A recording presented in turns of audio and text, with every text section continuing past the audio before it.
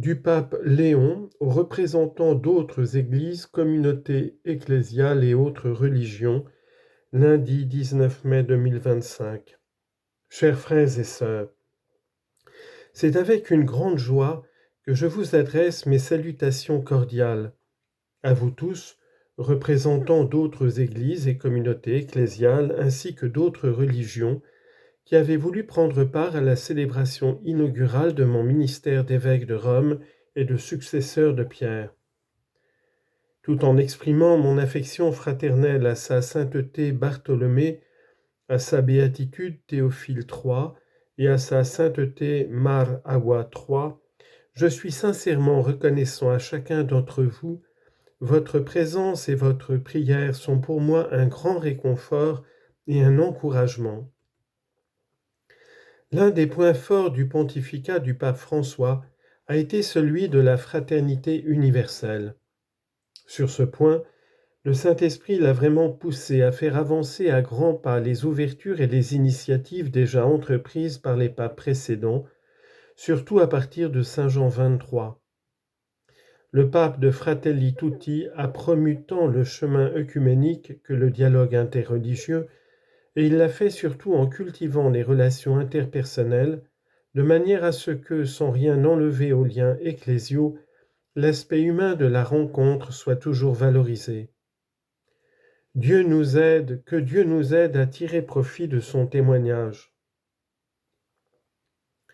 Mon élection a eu lieu en l'année du 1700e anniversaire du premier concile œcuménique de Nicée. Ce concile représente une étape fondamentale dans l'élaboration du credo commun à toutes les églises et communautés ecclésiales.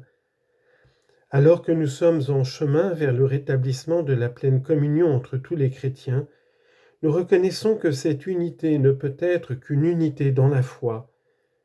En tant qu'évêque de Rome, je considère comme l'un de mes devoirs prioritaires la recherche du rétablissement de la pleine et visible communion entre tous ceux qui professent la même foi en Dieu Père, Fils et Saint-Esprit. En réalité, l'unité a toujours été une préoccupation constante pour moi, comme en témoigne la devise que j'ai choisie pour mon ministère épiscopal, In illo uno unum, une expression de saint Augustin d'Hippone qui rappelle que nous aussi, bien que nous soyons nombreux, dans l'unique, c'est-à-dire le Christ, nous sommes un. Notre communion se réalise en effet dans la mesure où nous convergeons vers le Seigneur Jésus. Plus nous lui sommes fidèles et obéissants, plus nous sommes unis entre nous. C'est pourquoi, en tant que chrétiens, nous sommes tous appelés à prier et à travailler ensemble pour atteindre pas à pas ce but qui est et reste l'œuvre de l'Esprit Saint. Conscient en outre que la synodalité et l'œcuménisme sont étroitement liés, je tiens à assurer mon intention de poursuivre l'engagement du pape François à promouvoir le caractère synodal de l'Église catholique et à développer des formes nouvelles et concrètes pour une synodalité toujours plus intense dans le domaine œcuménique. Notre cheminement commun peut et doit être compris également dans un sens large qui implique tout le monde. Dans l'esprit de fraternité humaine que j'évoquais plus haut. Aujourd'hui, le temps est venu de dialoguer et de construire des ponts. Je suis donc heureux et reconnaissant de la présence des représentants d'autres traditions religieuses qui partagent la recherche de Dieu et de sa volonté, qui est toujours et uniquement une volonté d'amour et de vie pour les hommes et les femmes, ainsi que pour toutes les créatures. Vous avez été témoin des efforts considérables déployés par le pape François en faveur du dialogue interreligieux. Par ses paroles et ses actions, il a ouvert de nouvelles perspectives de rencontres afin de promouvoir la culture du dialogue comme voie, la collaboration commune comme conduite, la connaissance réciproque comme méthode et critère. Abu Dhabi, 4 février 2019. document sur la fraternité humaine pour la paix mondiale et la coexistence commune. Et je remercie le dicaster pour le dialogue interreligieux, pour le rôle essentiel qu'il joue dans ce travail patient d'encouragement aux rencontres et aux échanges concrets visant à construire des relations fondées sur la fraternité humaine.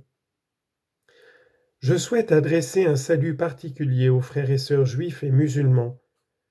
En raison des racines juives du christianisme, tous les chrétiens ont une relation particulière avec le judaïsme. La déclaration conciliaire Nostra Aetate souligne la grandeur du patrimoine spirituel commun aux chrétiens et aux juifs, encourageant la connaissance et l'estime mutuelle. Le dialogue théologique entre chrétiens et juifs reste toujours important et me tient très à cœur. Même en ces temps difficiles, marqués par des conflits et des malentendus, il est nécessaire de poursuivre avec élan ce dialogue si précieux.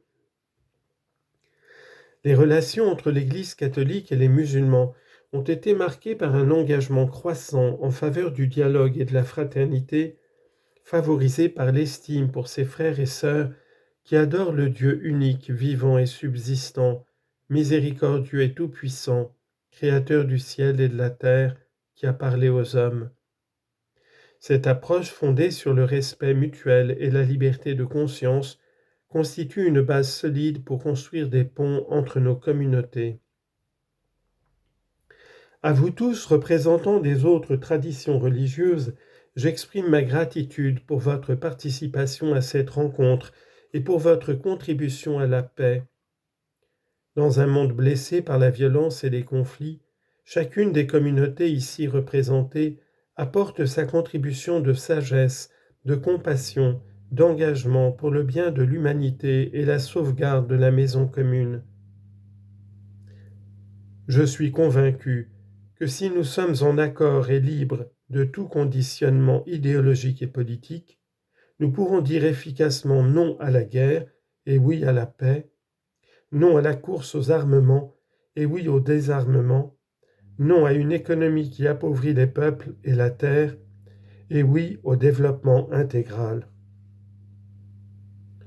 Le témoignage de notre fraternité, que j'espère nous pourrons manifester par des gestes efficaces, contribuera certainement à édifier un monde plus pacifique, comme le désirent dans leur cœur tous les hommes et toutes les femmes de bonne volonté. Très chers amis, merci encore de votre proximité. Invoquons dans nos cœurs la bénédiction de Dieu, que son infinie bonté et sa sagesse nous aident à vivre comme ses enfants et comme des frères et sœurs entre nous, afin que l'espérance grandisse dans le monde. Je vous remercie de tout cœur.